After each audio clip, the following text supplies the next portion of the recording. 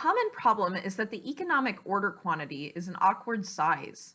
For instance, it might suggest that a garden center order 88.3 wheelbarrows. The center could round these to 88 barrows, but might prefer to order 90 or even 100. So does that have much effect on overall costs? In practice, the total cost curve is always shallow around the economic order quantity. This means that costs rise slowly. If we order between 64% and 156% of the economic order quantity, the variable cost will still be within 10% of the minimum. If we order between 54% and 186% of the economic order quantity, the variable cost will be within 20% of the minimum. This is one reason why EOQ analysis is so widely used.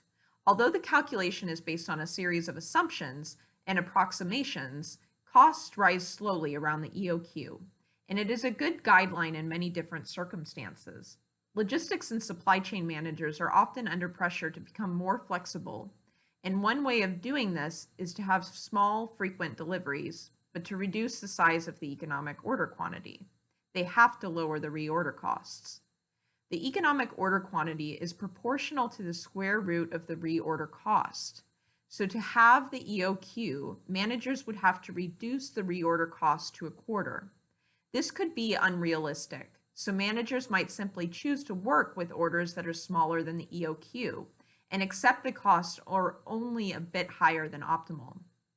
If they actually set about to reduce the reorder costs, a practical way is to combine orders for different materials. Combining orders, for example, 4 orders to a single wholesaler, might effectively reduce the reorder costs by a quarter and halve order size. This works when transport and other fixed costs form most of the reorder costs, but it is less effective when administrative costs are dominant. It also reinforces the move towards using fewer suppliers. The economic order quantity has been around for a long time, and it is still the basis of most inventory systems for independent demand.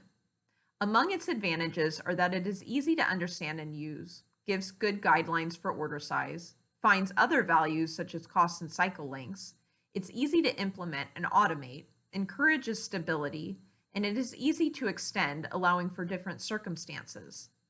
On the other hand, there are a number of weaknesses as it takes a simplified view of inventory systems, assumes demand is known and constant, assumes all costs are known and fixed, assumes a constant lead time and no uncertainty in supplies, gives awkward order sizes, assumes each item is independent of others, and does not encourage improvement in a way that just-in-time does.